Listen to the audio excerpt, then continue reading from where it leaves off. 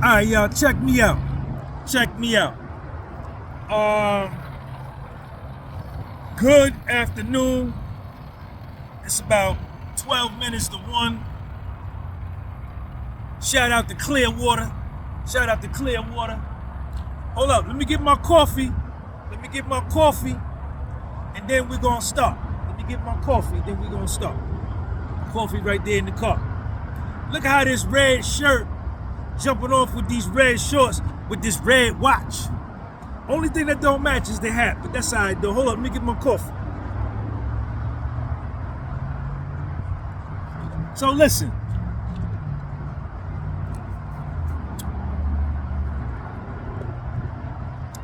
I have a question.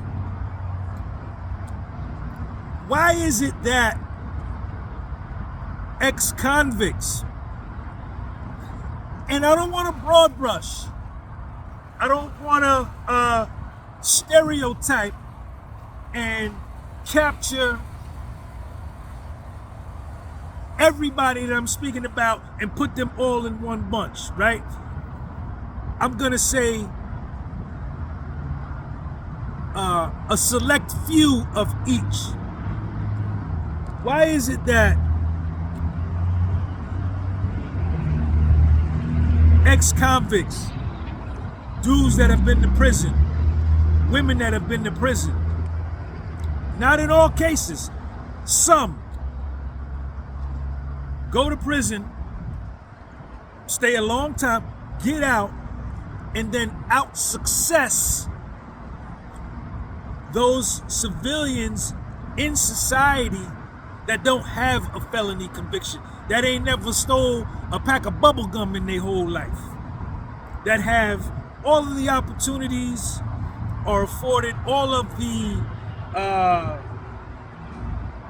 bells and whistles of life, student loans, civil service jobs. You could be a fireman, you could work at any job, you have no criminal history, you can apply and get a job anywhere. Yet, these people, and not all, you got a lot of brothers and a lot of women that come home, and when I say brothers, I'm talking about white convicted felons, Spanish convicted felons, Asian convicted felons, Jamaican convicted felons, African, all over, European, South American. Some of these dudes come home from prison and they go right back to the streets, and they fall in line with the recidivism rate, right? I think the recidivism rate, when I was in the joint, they were saying that, like, what is it, 68% of those that go to prison and get out become a repeat offender and end up getting sent back, right? And you have a lot of those cases. But I don't want to focus on that. I want to focus on the dudes that go to the joint, get out, and come back, start their own businesses, get involved with real estate, get jobs, regular 9-to-5 jobs, work, get married, reunite with their families, become successful, and in a way that you guys measure success. Some of them become rich and famous in the real estate world, in the business world, in the social media world, or whatever. And sorry about that, y'all. These are the guys that society looks down upon. These are the guys that have a stigma attached to their name, to their social security number. They can't become a fireman. They can't become a police officer. They can't work at a bank. They can't work at any kind of financial institution. They can't work at an insurance company. They can't work in a lot of corporate jobs. They can't work at post office. And there may be instances where they are, a couple of them may have slipped through the cracks and are working through these jobs, but they're not. As a whole, you are typically barred from those types of gainful employment jobs. You can't get student loan. You can't get government assistance. A lot of things come with being a convicted felon. But these guys, they come out and they out hustle civilians and dudes and women that never did no time, that don't have none of these stigmas to hold them back, right? Why is that? That's the question. Like KRS-One said, well, why is that? Teaching a dog to be a cat. Why is that?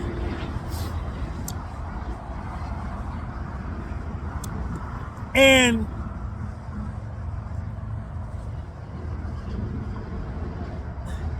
what is it about? Is it the individual? Should we look at this on an individual basis? I don't have the answer. I'm just throwing out a rhetorical question for us to ponder and think about, and y'all go in the comment section and do your thing. Leave your comment whatever you think. Is it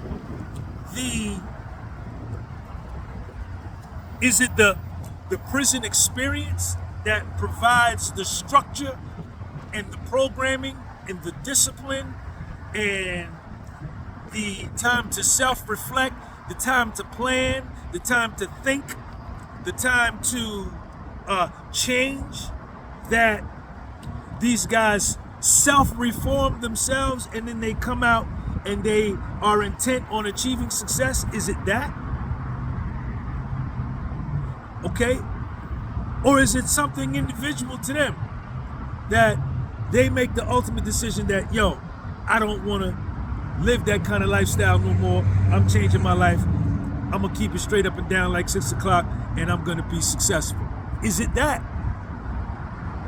What is it about the civilians, the dudes in their 20s, 30s, 40s, and 50s that have never been to prison, that are lazy, that are of no count, that are addicted to weed, that have no desire to work, that want the easy way out, that have no structure, they have no discipline, right?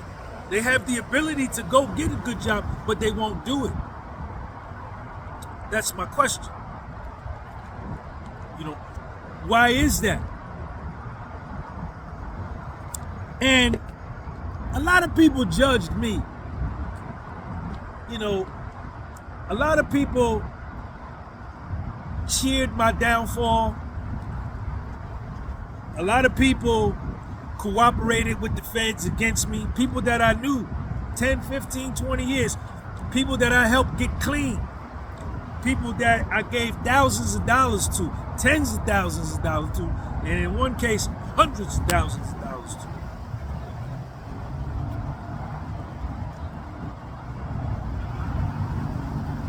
And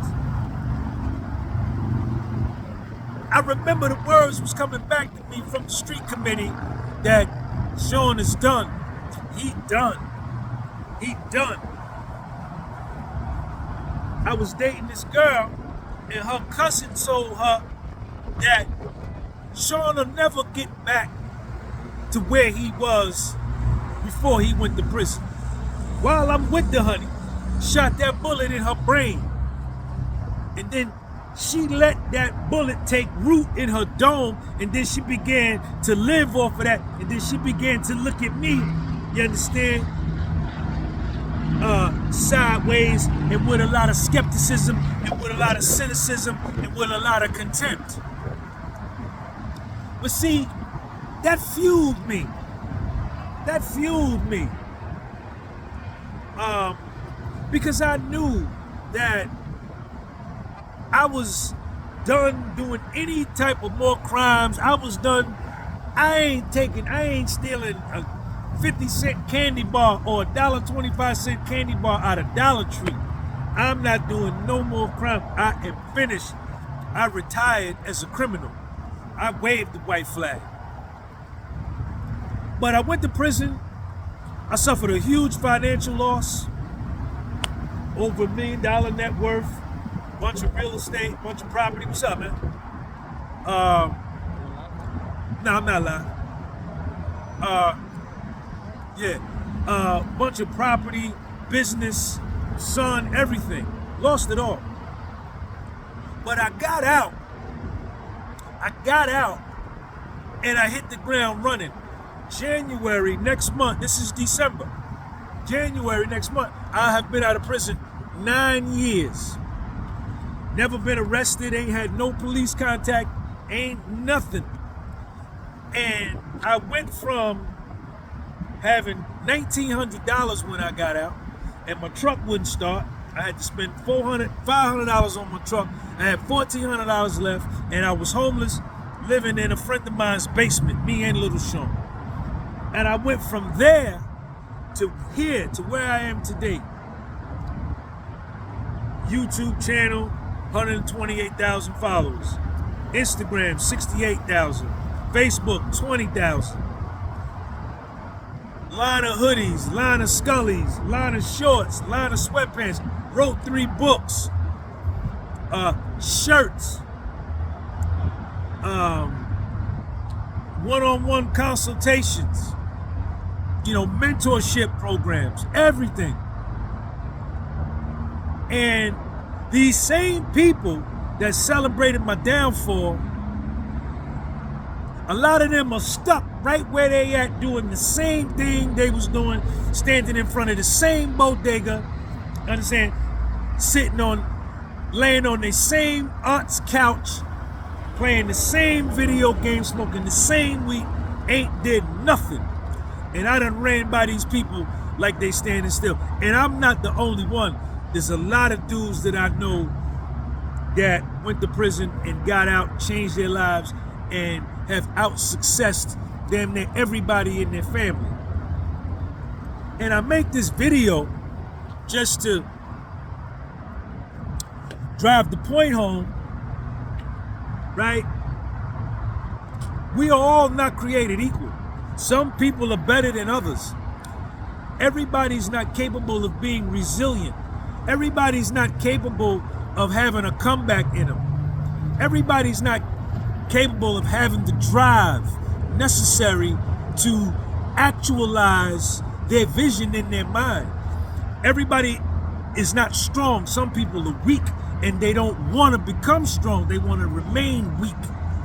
And I think it takes an extraordinary amount of knowledge of self, self-acceptance, self-approval, self-love, self-esteem, self-confidence, self-perception, and reflection to make a comeback, man. And I just wanted to throw that out. I just wanted to throw that topic out there today. And, that's just how I was feeling. Shout out to everybody. Make sure you go on my website and get yourself a hoodie. I get your custom-made hoodie.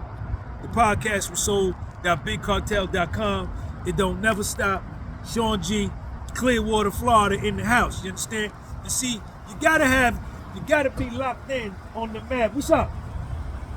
He looking. He just being nosy. You understand? He just being nosy. You gotta be locked in. You understand? You gotta be.